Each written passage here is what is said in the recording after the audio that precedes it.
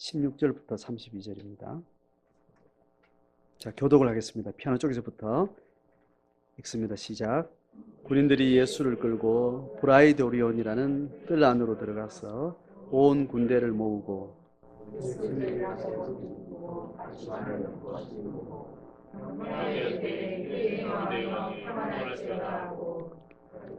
그의 머리를 치며 침을 뱉으며 꿇어 절하더라.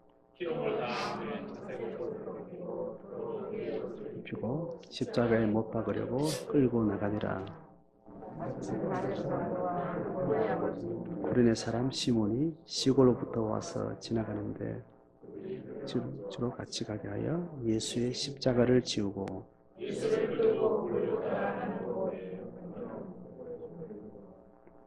력을 탄 포도주를 주었으나 예수께서 받지 아니하시니라. 십자가에 못 박고 옷을 나누었으니 누가 어느 것을 가질까 하여 제비를 뽑더라. 십자가에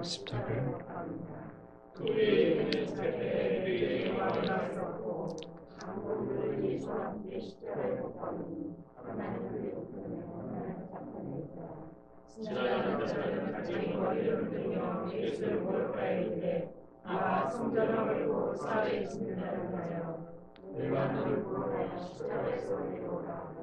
그와 같이 대해서는 흘리고 성도들과 함께 희롱하며 서로 말하되 그가 남은 구원하시되 같이 읽겠습니다.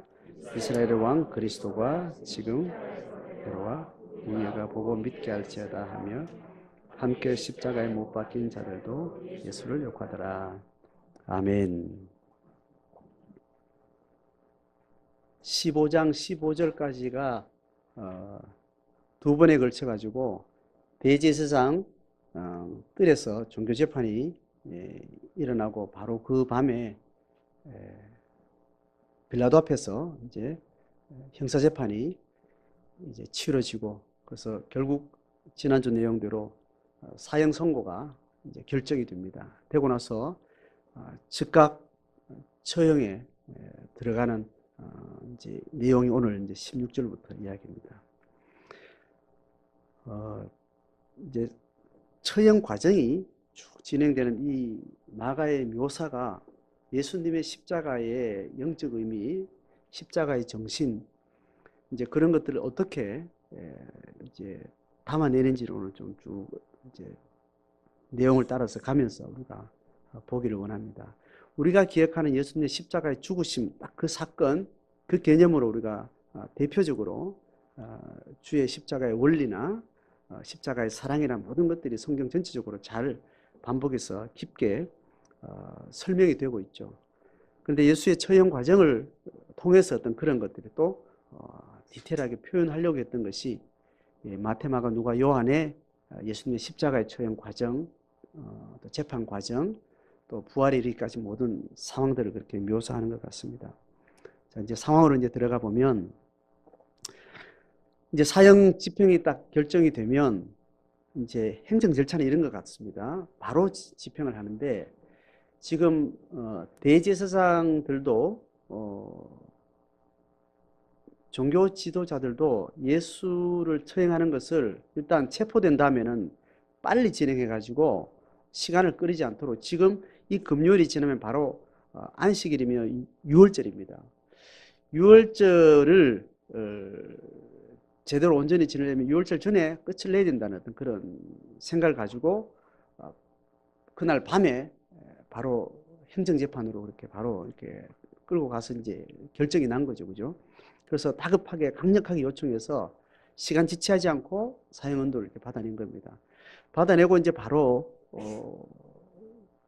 금요일 안에 6월절 되기 전에 다 끝을 내야 되는 이제 그런 이제 조급한 시간의 어떤 그런 이제 긴장들이 있습니다. 자, 그렇게 해서 이제 15절에 넘겨준지라 하니까 이제 처형 과정을 맡은 이제 군인들이 이제 대기하고 있는 겁니다. 지금 예수님 당시에 빌라도가 보유하고 있는 일단 군 조직이 빌라도의 행정에 직접적으로 가까이 있는 부대가 이제 오늘 온 군대라 이렇게 설명하는 이 군대라는 이름이 있습니다. 헬라의 이름인데 그 이름에 따라서 부대가 이렇게 다 나눠져요. 그러니까 이제 우리 한글에서는 부대를 부대, 군대를 군대 이렇게 설명하는데 군대와 부대의 규모를 말하는 이름이 각각 다르게 있어요. 여러분 이제 여성들은 잘 이렇게 세부적으로 잘 모르지만 이제 들어본 게 소대, 중대, 대대 뭐 이런 소리 이제 이야기는 들어서 알죠, 그죠? 소대보다 좀 큰 게 이제 중대일 거고 뭐 큰 대자니까 또 이제 좀 더 클 거고 큰 대자가 또 모이면 또 연대가 되고 연대가 모이면 사단이 되는 그로 이제 조직이 있는 겁니다. 그러니까 지금 로마에서 이야기하는 군대는 이름이 다 달라요. 그래서 지금 우리의 말처럼 대대가 모였습니다. 중대가 모였습니다. 이렇게 소대가 모였습니다. 이렇게 언어가 따로 있는 겁니다. 그러니까 지금 오늘 온 군대를 모았다라는 이야기의 이 군대는 600명이 단위가 되는 군대급을 이야기해요. 그러니까 지금 빌라도가 통치하고 있는 지역에 빌라도의 관저에 직접적으로 관할하고 있는 군대가 600명 단위의 군대가 지금 우리 한국으로 조직을 말하는 대대급 되는 규모가 있었다는 겁니다. 이 규모는 행정 혹은 치안 혹은 군사의 모든 역할을 감당하는 부분인데 특별히 이 군대는 대제사장들이 보유하고 있는 군대는 치안에 해당하는 제가 지난주 잠깐 설명한 것처럼 사회 질서나 치안의 문제는 대체로 그들의 종교적인 어떤 사회적인 어떤 질서 속에 이들이 맡겨놓습니다. 로마가 긴장하는 것은 이들의 사회적 질서가 로마를 대항해서 일어나거나 붕괴 이게 가장 이제 시급한 문제입니다. 로마 제국 외부의 어떤 세력으로부터 적대적인 어떤 대응을 하는 것은 별 문제가 없어요. 로마 제국이 이미 완벽하게 확장이 되어 있고 로마 제국 그 이너머에 있는 적대 세력들은 있겠죠. 그렇지만 대부분 견고하게 로마는 그 로마 제국 바깥에 대한 경계는 확실하게 되어 있고 각 지배하고 있는 피지배 그 단위별로 민중 봉기에 대한 독립운동의 어떤 대응을 위해서 로마 군대가 조직이 되어 있습니다. 그리고 우리 팔레스타인에는 이스라엘 안에는 대제사장들이 관여하고 있는 종교의 어떤 권위를 가지고 사회 질서를 잡고 있는 그 군대는 대체로 치안에 해당하는 그런 부분입니다. 그러니까 지금 이 600명의 단위 부대는 민중 봉기가 났을 때 대응할 수 있는 이제 그런 부대기도 하고 대체로 이들의 사형 집행은 십자가와 관련될 수밖에 없는 게 곤장을 치고 벌금을 받아내고 이런 수준은 다 치안 과정에서 다 정리가 돼요. 종교적인 사회 질서 속에 벌금을 내야 되고 매를 떼고 뭐 죽이는 사정까지도 어느 정도는 허용이 될 정도로 자치안의 사회 문제는 치안을 감당하고 있는 이 종교 지도자들의 군사력이나 조직력에서 대충 해결이 된다는 겁니다. 그리고 이 로마 당국이 가지고 있는 부대는 민중 봉기에 대한 대응을 가지고 있고 대체로 그런 일로 잡혀온 정치범들 이제 그런 자들을 이제 처형하는 방식이 많으니까 십자가 처형이라는 아주 잔인하고 잔혹한 방식으로 응징을 하게 되는 겁니다.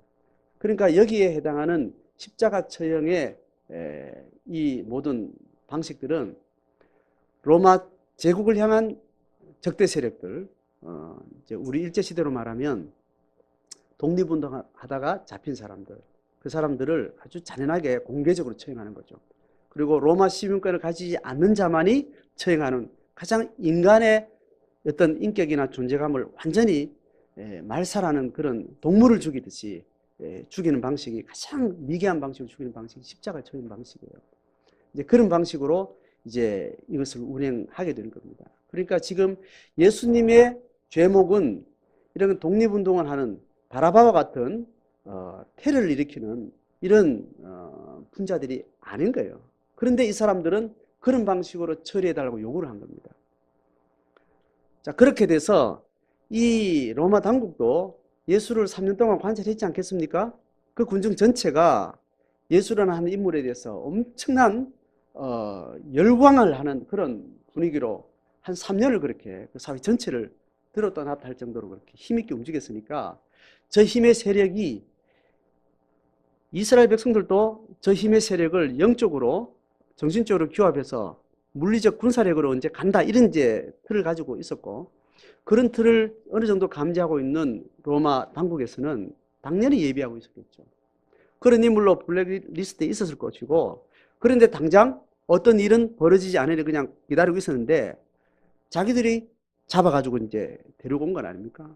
그러니까 실제로 무력을 가지고 로마에 어떤 대응을 하는 그런 방식은 전혀 없기 때문에 이건 별 문제 아니다. 자기들 안에 종교적인 문제 자기들 안에서 하라고 지금 빌라도는 자꾸 그렇게 하려고 하는데 아니다. 당신이 이렇게 독립운동하는 사람 다루는 방식으로 가장 잔혹한 방식으로 당장 죽여달라 이렇게 이제 오니까 빌라도가 상당히 이제 곤혹스러웠던 겁니다. 어쨌든 거기에 승복을 하고 그렇게 사형을 결정하고 나니까 이제 군대를 모았는데 군대가 한 오늘 지금 3사람 처형하는데 600명 군대를 다 모았다고 이야기를 하는 겁니다. 이 분위기는 뭐냐 하면 적어도 십자가 처형을 해야 되는 사람이 있으면 죽이는 거는 단순한 문제지만 이 사회적 분위기로서는 적어도 그 이스라엘 사회 민족 영웅들이 죽는 거예요. 그러니까 그 죽음의 현장에서 뭐가 가능하겠어요? 촛불 집회 같은 것이 가능하다는 겁니다. 계획된 건 아니지만 자기들의 정신을 담아서 그렇게 테러를 또 봉기를 그렇게 하다가 잡혀가 그 잔인하게 죽는 모습 속에 군중들이 관심이 있는 거죠. 그리고 거기에 대한 울분들이 쌓이면 그것은 어떤 일들이 일어날지 모르는 그런 일을 항상 잔존하기 때문에 사형 집행이 진행되면 어떤 방식으로도 600명 부대는 다 경계태세에 들어가고 요주 인물들, 요주의 어떤 증상들은 다 이제 경계를 하게 된다는 겁니다. 그러니까 이 사형 집행이 떨어지고 그렇게 되면 그 집행에 따라서 이제 굉장히 긴장감이 굉장히 일어나죠. 그리고 사형 집행 끝나고 난 다음에 사회적으로도 지금 로마에 대한 적대 감각이나 감정이 이런 것들을 또 긴장 있게 또 통치해야 되는 그런 긴장감들이 있는 분위기에 지금 예수님 지금 넘겨졌다는 겁니다. 문제는 뭐냐 하면 그렇게 사형 집행의 분위기에 따라서 온 군대 600명이 다 동원이 돼서 이제 시작이 된 겁니다. 적어도 새벽이면서 이른 아침일 겁니다.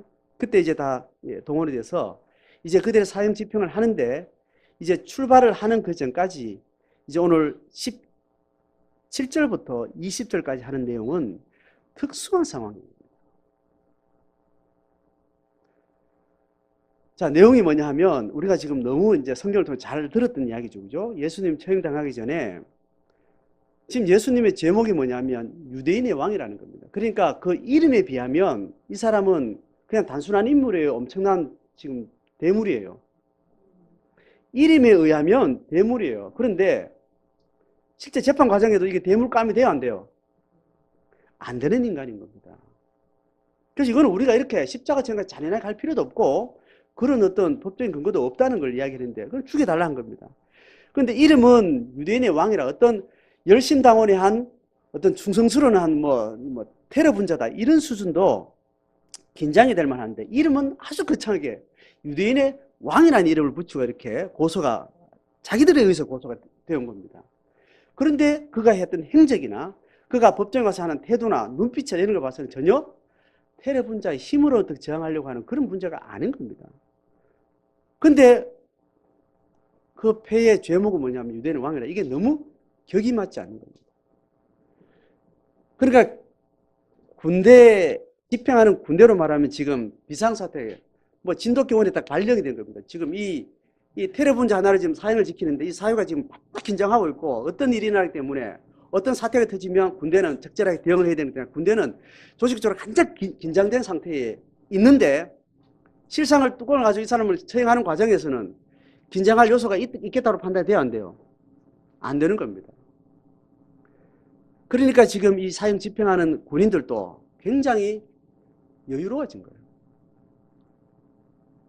전에는 이런 인물들이 오면 이 사람 때문에 지금 어떤 반격이 일어날지 모르니까 또 이 처형 과정 가운데 어떤 실수를 할지 모르니까 그 사람의 눈빛이나 기세에 눌려가지고 지압을 하든지 긴장을 하든지 이렇게 할 텐데 이제 예수라는 사람을 이렇게 넘겨오고 나니까 이 사람을 지지하는 것도 아니고 지지해야 될 사람들은 이 사람을 죽여달라고 데려왔기 때문에 우리가 이 사람들 어떻게 죽이든 정신적인, 정치적인 부담이 전혀 없는 겁니다. 그러니까 군인들이 이제 데리고 이제 강아지 놀듯이 그야말로 그런 이런 짓을 이렇게 하거든요. 아주 사적으로. 보세요. 군대가 법을 집행하고 군대가 조직체인데 어떻게 이렇게 이런 시간이 있는 했을 때는 이런 분위기였을 거라고 우리는 충분히 이제 이해가 되는 겁니다. 그래서 자색 옷을 입히고 이거는 뭐 어떤 행정 절차에서 이렇게 했을 리는 없을 것 아니에요. 그죠? 왕이라는 이름을 했기 때문에 이 사람들이 어떤 붉은색을 가져와서 뭐 입혔겠죠. 옷을 바꿔 입고 가시관이라는 걸 씌웠겠고 왕이라는 제목으로 누가 사형집행 당한 사람도 없었을 거고 그렇다 죄수는 다 가시관을 씌우는 이런 것도 아니었을 거고 유대인의 왕이라는 그 이름에 맞게 이 사람이 즉흥적으로 이렇게 죄인을 가지고 지금 노는 이런 과정이 지금 나가에서 이제 기록이 되는 겁니다. 가시관 씌우고 우리가 잘 알다시피 유대인의 왕이라는 이름이 너무나 우스운 겁니다.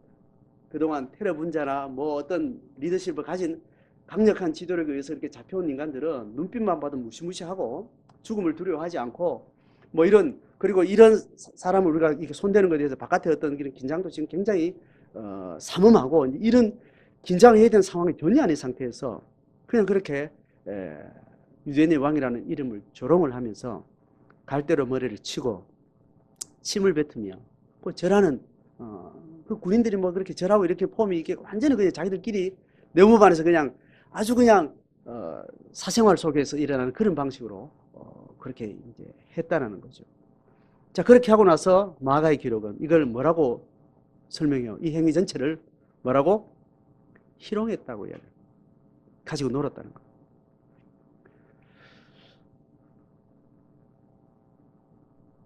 이게 행정을 다루고 군대를 다루는 어떤 책임자 입장에서는 이게 불가한 영역인데 그 정도로 예수라는 존재가 인물의 중요성이나 그의 태도가 그렇게 힘과 힘이 부딪히는 그 긴장관계 속에서 완전히 무저항과 무기력과 비폭력에 아주 한 줌의 힘도 없는 그런 존재로 그렇게 취급을 당하는 그런 조롱과 희롱의 시간들이 있었다는 것을 나가는 기록을 합니다. 이 과정을 통해서 뒤에도 계속 나타나는 겁니다.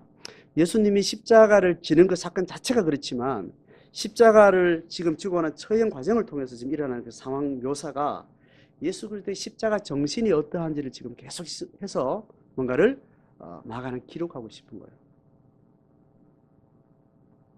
그래서 일단락 희롱하는 과정이 있었다는 것을 이제 설명하고 그다음에 이제 실제로 마지막 20절에 이제 시간이 되니까 장난을 다 치고 난 다음에 다시 자색 옷을 벗기고 입었던 옷을 입히고 이제 십자가 처형장으로 끌고 가는 것을 이제 시작을 합니다. 그때부터 이제 공식적인 처형 과정이 지금 진행되는 겁니다.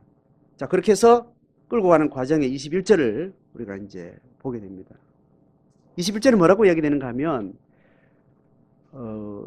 역사적 증언도 그렇고 십자가는 십자가 처형 당하는 사람이 직접 끌고 간다는 겁니다. 그리고 끌고 가기 전에 매를 치는 과정이 또 있는 거죠. 이제 그렇게 하는데 매를 얼마나 맞았든지 지금 다른 사람이 치고 가지 않으면 안 될 정도로 완전히 기운을 완전히 상한 상태에서 그 십자가를 대신 진 사람이 있었다고 이제 설명을 하죠. 누구요? 구레네라는 곳에서 온 사람 시몬이 시골에서 유월절 지키러 왔다가 그 행렬에 언뜻 이제 섞이게 된 겁니다. 그러다가 이제 군인에 의해서 억지로 십자가를 지라 해서 이제 함께 끌려가는 겁니다. 인권사 하면 뭐 말도 안 되는 이야기인데 이제 이렇게 이제 이런 사건이 일어나는 거 예수님이 얼마나 십자가 지를 수 없을 정도로 그런 상태가 됐다는 걸 설명하고 있습니다. 그래서 끌려간 곳이 어디요? 골고다. 번역하면 해골의 곳. 처형 장소에 있던 이름이 그렇게 골고다라는 이름이 있었다는 겁니다. 자, 그 다음에 절차에 따라서 23절에 보면 모략을 탄 포도주를 줬다는 이거는 그 당시에 사형 집행과 관련해서는 공식적으로는 이 고통이 너무 극악하기 때문에 그걸 어느 정도 견뎌낼 수 있도록 모략을 탄 포도주를 먹입니다. 이거는 그 사람을 배려하는 게 아니고 실신하지 말라고 고통을 자기 의식 속에서 최대한 느끼라고 길게 살려놓는 거예요. 처음에 충격이 너무 고통이 너무 크면 실신을 해버려요. 실신하면 그 사람의 고통을 못 느낍니다. 이제 그래서 처음에 주는 그 충격을 완화시키면서 길게 자각된 의식에서 고통을 최대한 느끼도록 그렇게 잔인하게 사용하는 방법의 일환으로서 그래서 워밍업에 몸을 덮이는 차원에서 매를 엄청나게 때리고 그렇게 십자가에 처형이 들어가는데 그 모략을 탄 포도주를 마시지 않았다는 겁니다. 이 부분은 모략을 타면 이 고통이 좀 경감되는 것에 대해서 예수님은 허락하지 않고 고통을 그대로 내가 받겠다라는 어떤 그런 의사 표시로 그렇게 이제 했다라고 그렇게 해석을 합니다. 충분히 일리 있는 이야기겠죠. 이 모략을 탄 포도주를 마시지 않은 것은 14장에 성경학자들은 그렇게 이어집니다. 내가 하나님 나라가 임하기 전까지는 다시 포도주를 마시지 않겠다라는 이제 이 표현이 바로 14장에 전날 성찬할 때 그 말을 해요. 이제 그것과 또 연결해서 이야기를 합니다. 이거를 주님의 고난과 부활과 이제 그 두 가지 영적 원리를 정리하는 이제 학자들에 의하면 십자가 질 때까지는 포도주를 마시지 않았다는 것은 하나님의 나라가 임할 때까지는 내가 포도주를 마시지 않겠다라는 말은 십자가 지는 과정은 하나님의 나라가 임한 상태가 아니라고 이제 이렇게 구분을 합니다. 개념적으로. 그리고 하나님 나라가 임했다라는 것은 결국 승리하신 하나님의 영적 권세, 생명의 권세가 임했다는 건 그때는 부활했을 때로 이제 본다는 겁니다. 그러니까 부활이 있기 전까지는 내가 어떤 고난도, 어떤 부분도 내가 회피하거나 경감하지 않겠다. 이제 이런 고백으로 이제 해석을 하는. 그리고 하나님의 나라는 부활을 통해서 이제 완성되는 것으로 그렇게 논리적으로 설명을 하는 것으로 이해를 하시면 좋겠습니다. 자, 그 다음에 24절에 마가는 이걸 또 기록해요. 같이 읽어봅니다. 시작. 십자가에 못 박고 그 옷을 나눌세 누가 어느 것을 가질까 하여 제비를 뽑더라. 자, 고대에는 이 모직물이 옷이라는 이 문화적인 어떤 그런 혜택이 굉장히 귀하고 쉽게 얻어질 수 있는 게 아닙니다. 옷 하나 값이 굉장히 비싼 거죠. 그래서 전쟁에 나가서 승리하잖아요. 그죠? 그러면 고대에는 온통 시신들을 다 빨가벗긴다. 천 한 조각이라도 그때는 다 돈이고 이게 재물이 되니까 뭐 신발이라는 것도 제대로 없죠. 뭐 이렇게 묶어가지고 뭐 뭉쳐가지고 이게 나무로 된 걸 이렇게 해서 이제 신발을 신고 있는데 그런 시대니까 천으로 된 거는 굉장히 비싼 가치 있는 거기 때문에 고대는 다 이제 전쟁하면 우리가 드라마나 TV를 보면 시체들이 군복 갑옷 입은 채로 쫙 이렇게 늘어져 있잖아요. 그렇지 않대요. 전쟁 끝나고 이기고 나면 하여튼 이긴 사람들이 먼저 우선적으로 거기 있는 뭐 금부치 하나까지도 싹 뺏겨온다는 거예요. 그러니까 완전히 그냥 발가벗긴 시체가 산처럼 그렇게 쌓이는 거죠. 이제 그 탈취물이 목적이기 때문에 많은 전쟁 동원에서는 뭐 월급을 준다거나 뭐 보상이 없습니다. 전쟁에서 승리하는 이유는 전쟁을 가야 되니까 가고 그 다음에 가서 싸워야 되는 이유는 내가 이겨서 살아남아서 뭔가를 얻어가야 돼. 그것밖에는 그 사람들이 보상할 게 없습니다. 이제 그런 어떤 상황에서는 사람을 어떤 식으로 공격하고 사람을 해치고 난 다음에는 결국 옷을 가져가는 게 일반적인 방식입니다. 이제 그래서 내가 누구한테 해를 당하고 마지막으로 그 해를 당하는 누구한테 공격을 당하는 내가 가장 비참한 상태에 떨어지는 상황은 누군가 내 옷을 찢어 가져가겠지. 누가 내 옷을 가져가려고 내 목숨을 해야겠지. 그렇게 목숨이 아주 가볍게 취급되어지고 나를 무시하고 내가 그렇게 공고한 상황들은 마지막에 표현할 때 누가 내 옷을 가져갔다. 마지막에 내 옷을 나눠 가져갈 것이다. 이 표현이 나는 그렇게 가장 비참하게 버려질 것이다. 이런 표현들을 했던 겁니다. 그래서 다윗이 자기 고난의 극심한 상황들을 묘사할 때 나는 수치를 당하고 막 이야기할 때 다윗 시편에서 22장이 22편이 그런 내용으로 쭉 점철되어 있습니다. 근데 그거 읽어보면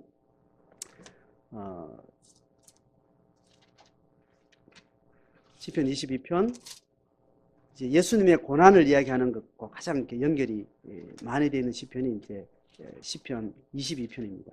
이것은 그 실제 상황에는 다윗의 가장 극심한 자기 고난의 심정들을 표현했던 내용이 되는 거죠. 18절에 이렇습니다. 다시 6절에 보면 나는 벌레요 사람이 아니라 사람의 비방거리요 백성의 조롱거리이다. 자기 고난의 상황들을 이렇게 이제 묘사하는 겁니다. 자, 그러면서 18절에 넘어가면 17절도 이렇게 이야기합니다. 내가 내 모든 뼈를 셀 수 있나이다. 그만큼 자기 이제 뼈가 드러날 정도로 그들이 나를 주목하여 보고 내 겉옷을 나누며 속옷을 제비 뽑나이다. 그러니까 사람들이 지금 나를 공격하면서 내가 저거 죽으면 저거 죽이고 나면 속옷은 내가 가져갈 거야. 겉옷은 네가 가질래. 이렇게 사람들이 나를 죽이려고 덤벼든다는 겁니다. 이 삶의 상황이 지금 이렇다. 그걸 정서적으로 지금 느끼는 겁니다. 이 표현이 예수님 당시에도 문화적으로 마찬가지로 고대 사회니까 십자가 처형하는 그 죄수의 마지막 걸쳤던 옷 하나라도 그거는 사형 집행하는 그 현장에 있었던 군인들이 알아서 가져가는 방식으로 그렇게 허락된 것 같아요. 그러니까 군인들은 이제 제비를 뽑아서 이제 가져가는 겁니다.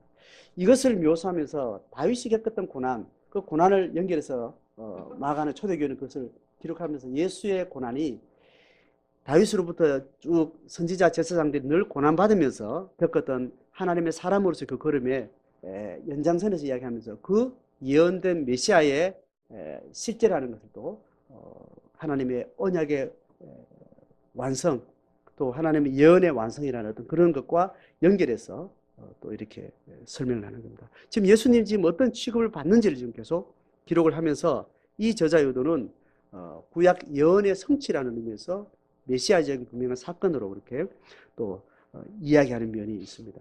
자, 그렇게 이제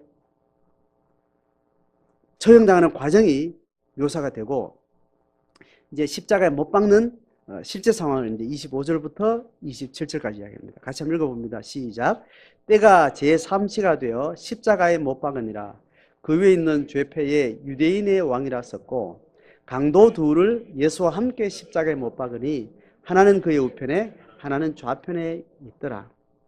자, 강도가 지금 처형을 같이 되고 있다는 것은 이 강도는 적어도 지금 우리 시대의 강도와 테러 분자가 구별되는 이 시대 개념하고 다른 겁니다. 그죠? 이 강도는 로마 정권 입장에서 칼든 자들, 이제 그런 이제 정치범들에 해당하는 이름인 겁니다. 그러니까 예수 그리스도와 같은 개념으로 그렇게 해당하는 거죠.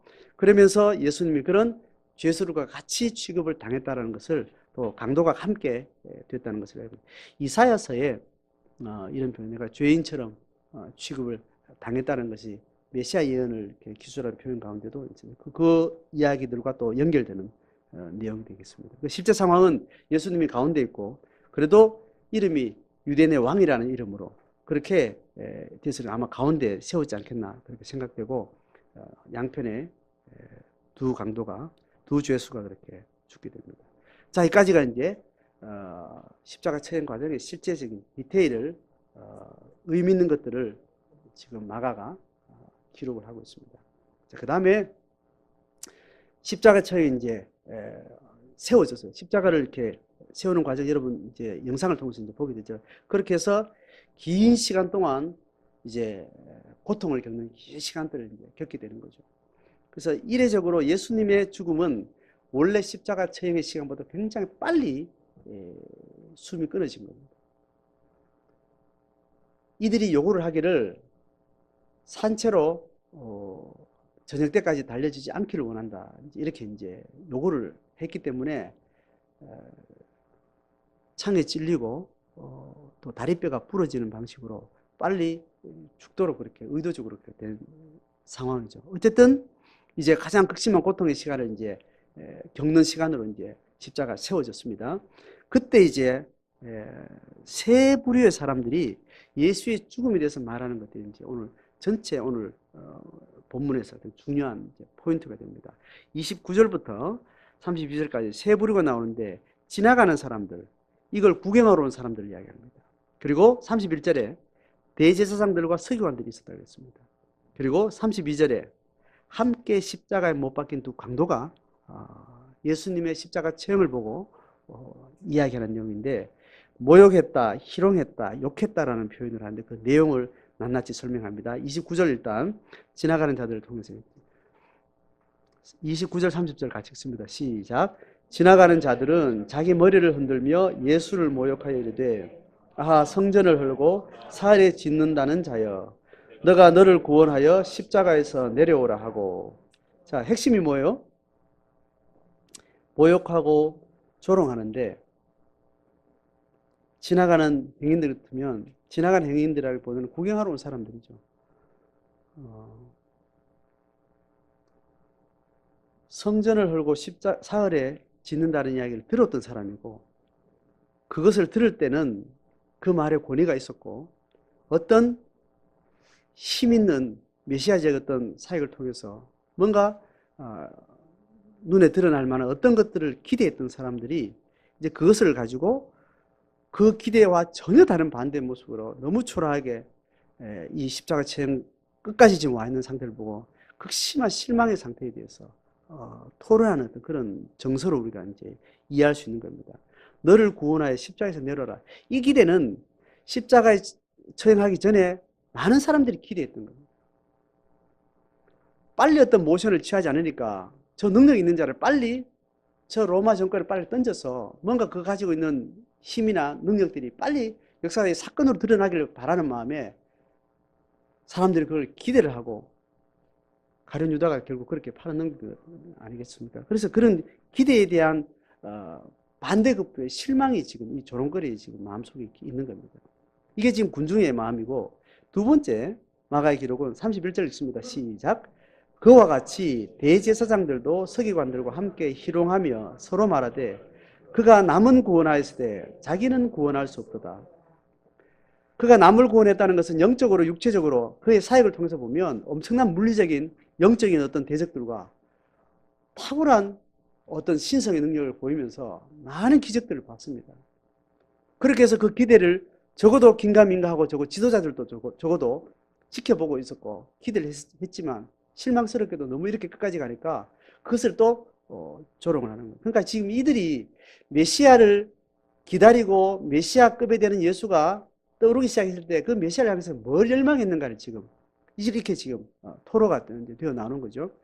가진 종교 지도자들이나 그 군중들이나 결국은 그들이 기대하는 자기들의 탐욕의 수준과 상관없이 적어도 하나님의 나라에 메시아가 나타나면 어떤 방식으로 하나님이 역사의 사건을 만들어 갈 것인가, 그 기대는 같은 방식으로 지금 같은 프레임으로 보는 겁니다. 자, 그렇게 하면서 32절에 못 박힌 사람, 이 사람들이 오늘날의 강도가 아니고 뭐라고요? 정치범들인 겁니다. 똑같이 여기에 문제의식이 있는 사람이고 거기에 자기 삶을 던졌던 사람들이겠죠. 그래서 또 이스라엘의 왕이라는 이름을 또 거명을 하는 겁니다. 그 이름이 너무 아깝다. 당신이 드러냈던 영적인 신비한 하나님의 능력, 그게 너무 아깝다. 근데 이게 도대체 뭐냐? 이런 이제 마음이죠. 32절 읽습니다. 시작.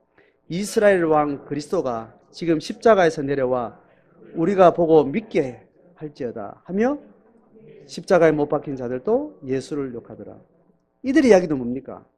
십자가 좀 내려오라는 겁니다. 그 무기력하게 이게 무슨 꼴이냐는 겁니다. 지금 이 세 부류의 사람들이 지금 예수를 조롱하면서 그 조롱은 예수에 대해 걸었던 그 기대와 함께한 하나님을 향한 어떤 열망과 이런 것들이 함께 이것으로 모아지는 거예요. 그런데 그 메시아의 왕이라는 것은 결국은 이들이 원하는 방식은 아니지만 결국은 하나님이 그리스도를 통해서 유대인의 왕이요 이스라엘의 왕을 성공하는 거 실패하는 겁니까? 하나님의 편에서는 성공하는 거잖아요. 자, 그러니까 이들이 기대한 것도 예수 그리스도가 메시아고 하나님도 그리스도를 메시아로 보냈고 그리스도도 내가 메시아라는 그리스도 직에 대해서 메시아 직에 대해서 명확한 이치를 가지고 지금 이 십자가를 지고 가는 거죠. 여기에서 이제 이스라엘 백성들이 기대했던 하나님의 나라와 하나님이 구원하라고 하는 그 하나님의 나라의 방식이 여기서 이제 교차가 일어나는 것이고, 오늘 우리가 주목해야 되는 것은 우리가 그 하나님 나라의 통치주 그리스도를 십자가의 은총으로 우리가 수혜자가 되어서 그리스도를 따르면서도 우리는 여전히 어떤 프레임에 갇히는가 하면 유대인들처럼 하나님의 나라는 이렇게 올 것이라는 이 상이 인간의 강력한 죄성의 욕망이 끊임없이 그것을 추구를 하는 그 노선에 우리는 늘 비껴날 수 없다는 겁니다. 이 예수님의 처형 절차 속에 예수님의 어떤 태도, 그리고 그들이 기대했던 예수 그리스도를 향한 어떤 상, 이 충돌이 끊임없이 지금 계속 이어지면서 십자가의 죽음이라는 사건은 그렇게 흘러오고 있습니다. 오늘 이제 우리가 이 그리스도의 십자가를 우리가 믿음으로 받고 그 십자가를 원리를 가지고 우리가 그 십자가의 수혜자로서 우리가 발을 딛고 들어와 있지만 우리는 어떤 모습으로 십자가를 따르고 있느냐는 겁니다.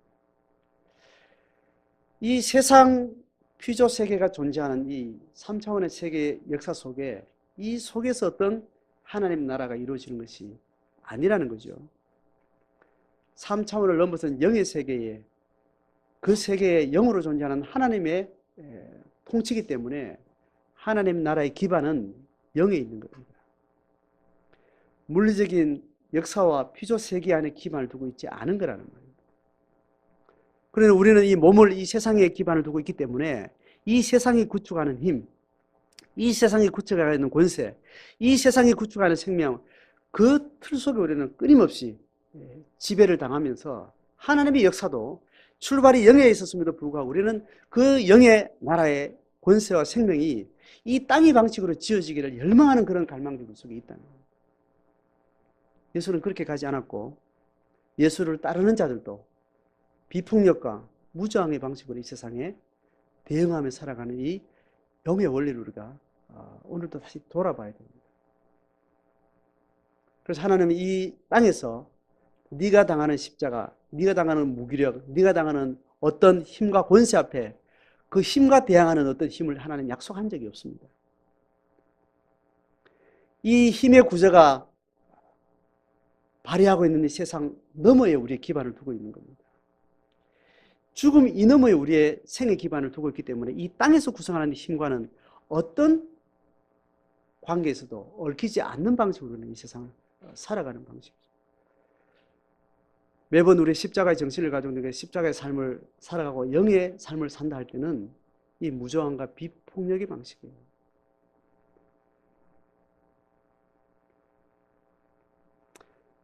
우리 자신을 오늘 살아가는 삶의 이 저변의 의식이나 무의식이 어떤 기반을 내가 추구하고 그걸 어떻게 의식하는가를 우리는 다시 돌아봐야 됩니다.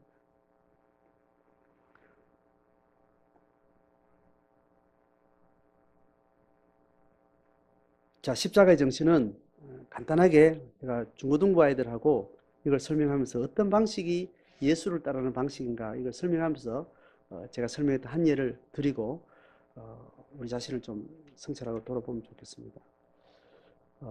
힘과 권세의 방식은 이제 가정에서 남편과 아내, 여성성과 남성성과 이렇게 구분할 때 힘과 권세와 능력과 관계되는 방식은 여성성일까요? 남성성일까요?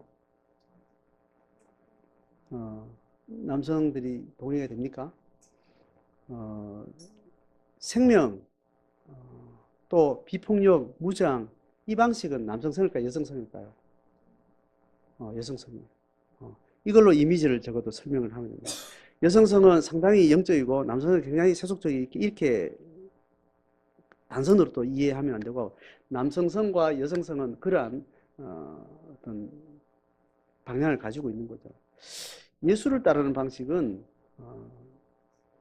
힘의 방식이 아니고 지배하는 방식이 아니고 품는 방식이에요. 엄마가 자녀를 관계 맺을 때, 아빠가 자녀를 관계 맺을 때 아빠는 힘의 방식으로 힘만 덤프라는 건 아닙니다. 일반적으로 남성성이 발휘될 때 힘과 권위의 방식으로 그렇게, 물론 그 안에 축복의 방식이 있죠, 그죠? 축복은 위에서 임하는 거니까 권위라는 것은 힘으로 제압하는 방식뿐 아니라 권위와 축복의 방식도 이제 있는 겁니다. 권위라는 것은. 그런데 남성성은 주로 제압하는 방식으로. 그런데 여성성은 엄마는 자녀를 어떻게 해요? 뭐 자기 집에 엄마 생각하지 말고 일반적으로 가장 바람직한 엄마를 생각해 보세요. 매들고 막 조지는 엄마입니까? 아니면은 애를 품는 엄마입니까? 품죠. 같은 종일 때 남편이 하는 방식, 엄마가 하는 방식은 엄마는 애를 품습니다. 아빠는 통제합니다.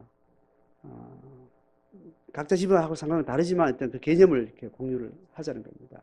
십자가의 방식이라는 것은 십자가 가지고 있는 생명이라는 것은 어떤 힘 앞에 제압당하고 권세 앞에 눌리지만 진짜 힘은 뭐냐면 그 자기를 누르는 힘을 향해서도 품는 방식인 거죠. 그 품는 주체가 그 힘 앞에 당할 때, 힘 앞에 제압당하고 힘 앞에 눌릴 때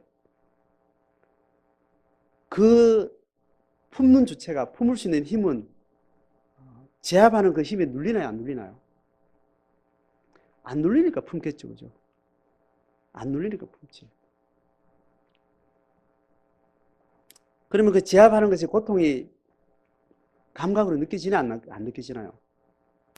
네? 고통은 다 느끼죠. 그 고통과 다른 성질의 어떤 자기 안에 생명의 힘이라는 게 있어서 그 고통을 고스란히 느끼지만 그 고통은 여전히 내한테 고통스럽지만 그 고통의 질서와 다른 성분이 다른 어떤 내 안에 힘이 있어서 그 권력을 향해서도 품는 힘이 있는 겁니다. 이게 예수가 이 세상을 상대하는 방식이고 세상을 다스리는 방식입니다. 예수를 따르는 사람은 힘과 부딪혔을 때는 자기 힘을 포기하는 방식. 내가 힘을 가지고 있는지 안 가지고 있는지는 다른 힘과 부딪혔을 때 알아요. 그렇죠? 내가 한 성질이 있는 사람인지는 부딪혀 봤을 때 내가 한 성질이 있구나 이렇게 아는 겁니다. 내 힘에 늘 제압당하는 앞에서는 내가 힘을 쓰고 있다고 생각을 안 해요. 한 번도 내한테 안 부딪히니까. 나는 잘하는데 내 하는 말에 제가 왜 상처받지? 계속 그렇게 한다고. 근데 진짜 나를 상처 주는 사람 딱 만나면 그 대응하는 자기의 힘이 있다는 게 자기에게 느껴지는 거죠. 힘과 부딪혔을 때 그 힘을 포기하는 방식이 예수가 가는 생명을 가는 방식입니다. 그래서 우리는 생명을 가지는 게 아니고 이 땅의 어떤 힘의 질서 속에 살기 때문에 그 힘이라는 것도 우리가 감지하고 있고 그것을 소유하고 있어요. 그러나 실제로 그게 힘으로 부딪혔을 때 그것을 관철시키고 그것을 싸우고 그것을 쌓아가는 방식이 아니라 대결하는 방식이 아니라 그 힘을 내려놓는 방식으로. 이게 예수가 세상을 상대하는 방식이에요.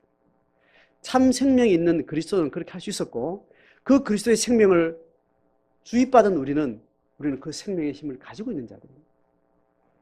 우리가 어떤 힘으로 이 세상을 상대할 것이냐 할 때는 이 세상의 폭력과 권세의 힘으로 세상을 상대하는 것이 아니라 그 힘을 포기하고 다른 생명을 가질 것이야. 이 두 가지는 동시에 유지할 수가 없습니다. 권세를 가진 사람의 힘은 이게 죽기 전까지는 생명의 힘이 전혀 발휘가 안 됩니다. 성령은 우리에게는 욕망을 가지고 있을 때 그 욕망에 성령은 역사하지 않습니다. 욕망이 죽었을 때 그때 성령은 일하기 시작합니다.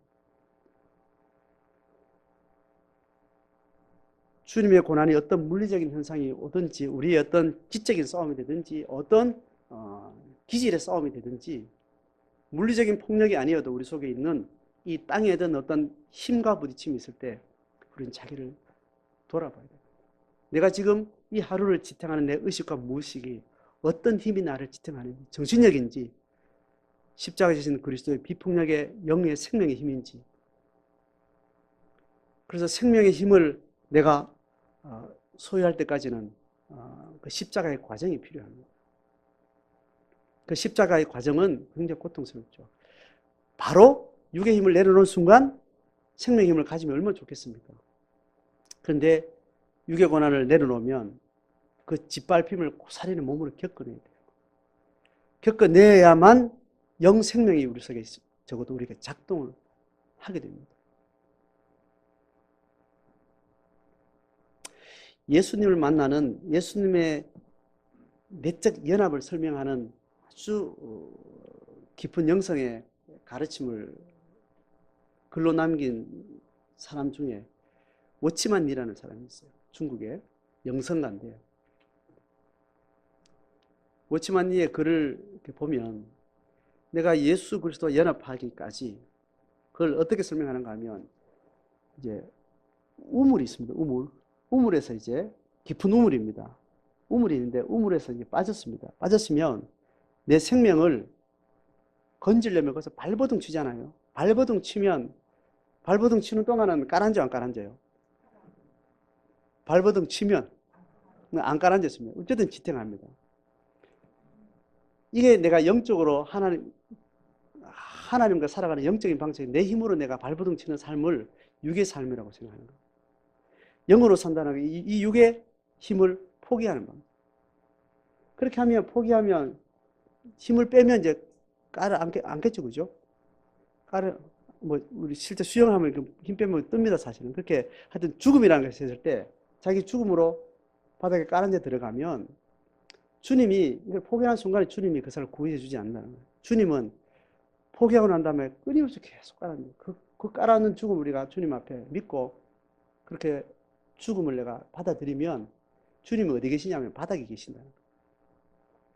죽었다고 생각하는 더 이상 소망에는 그 바닥에 떨어졌을 때 그때 주님이 우리와 연합한다는 거예요. 이제 이 설명으로 이 이미지로 내가 주님과 함께 연합한다는 것이 이 신비한 영역이고 그나마 경험을 통해서 우리의 어떤 상식의 어떤 이해로 표현하는 방식이 그렇게 표현을 하는 거예요. 여러분 겪어보셨는지 모르겠죠. 앞으로 어떤 고난이라는 것을 겪을 때 그 고난을 육체적으로 감당하자고 하는데 영적인 선상에서 이 고난의 문제를 감당할 때 나를 어떻게 구원할 것인가 하실 때는 내가 나를 구원을 하려고 하는 모든 계기들을 내려놓는 방식, 포기하는 방식, 십자가 지는 방식. 그 옆에 아이들이 이야기, 엄마 그동안 돈 안 벌고 뭐 했어? 엄마는 배알도 없어, 자존심도 없어. 그렇지만 그걸로 내 이 상황을 뚫고 갈 생각을 내가 하지 않는 겁니다. 그렇게 해봤자 50보 100보요. 내가 하나님 앞에 신앙으로 사는 것이 아니기 때문에 다 어떤 식의 내 변론도 저항의 힘도 내가 포기하고 주님이 가는 그 길을 걸어가겠다면 고스란히 감당하고 끝까지 바닷가까지 갈 때까지 그 바닥의 깊이가 언제인지 모르는 겁니다. 10m가 되든 20m 되든. 그렇지만 그 마지막에 주님이 있다는 것을 알고 그렇게 거기 바닥에서 생명이 주는 힘으로 내가 다시 온전히 회복되는 그 경험들을 우리는 직간접적으로 하게 되는 겁니다. 저는 나름대로 제 인생에 가장 극심한 상황이 있을 때 워치만님 공동체를 제가 만났어요. 만나서 한 번도 내 인생에 그 나이 때까지 한 번도 내 인생에 이 지독한 버림받은 것 같은 인생의 실패와 좌절의 상황 같은 이렇게 극도로 막다른 골목에 이렇게 딱 들어온 경험이 없는 내 생애 경험으로서는 그런 지경이 있을 때 오치만님 공동체를 읽고 오치만의 글들을 많이 읽으면서 예수 그리스도의 십자가를 경험하는 것, 또 그리스도와 연합한다는 것, 이런 것들을 그 글들을 통해서 많이 배우게 되면서 그게 내 안에 정신적으로 의식이 되면서 이해가 되는 때가 있었습니다. 각자 자기 인생의 걸음 따라 고난이라는 것을 겪을 때 물질으로도 크고 작고 따라서 내 주관적인 경험에서 고난이라는 것을 겪을 때 우리가 주님 앞에 신앙의 힘으로 선다는 것은 내가 이 땅의 십자가를 힘으로 떨쳐내는 그 방식이 아닌 고스란히 그 모든 것을 우리가 받아들이는 품어내는 방식으로 그 안에 머물 때 그때 나를 구원하시는 주님이 생명으로 경험되는 겁니다. 이것은 큰 사건뿐만 아니라 우리 작은 일상 속에서 우리가 어떤 힘으로 우리 작은 한마디 삶을 채워가는가. 일상의 영성이라는 것은 작은 가까운 아주 사소하게 지나가는 일과 사건과 사고 속에 내가 어떤 힘으로 지금 이 상황을 지금 내가 대응하고 있는가를 우리가 예민하게 보고 그때마다 내가 주님의 십자가 생명의 노선을 따라서 그렇게 걸어가면서 그것이 주는 힘, 만족, 자족이 또 나의 한 걸음을 또 살아갈 수 있도록 하는 이것이 우리 속에 고백되어지고 그 사건이 나눠질 때 이 간증이 되는 거죠. 이 간증을 위해서 우리가 부딪히는 사건을 또 주님 앞에 기도하고 고민하고 남들은 그냥 쉽게 그냥 이렇게 처리해 저렇게 처리해 그냥 쉽게 지나갈 걸 우리는 심각하게 고민하면서 내 이 작은 사건 속에 왜 이렇게 육으로 내가 대응하는가를 주님 앞에 물으면서 예민하게 또 기도하고 또 영적으로 싸우는 그런 들 우리가 공동체를 통해서 살아가는 거죠. 오늘 주님의 죽으심을 쭉 바라보면서 그 영적인 원리를 따라서 오늘도 우리의 개인의 삶, 사소한 삶 속에 죽음과 십자가의 생명을 따르는 삶을 잘 살아낼 수 있기를 주의 이름으로 축복합니다.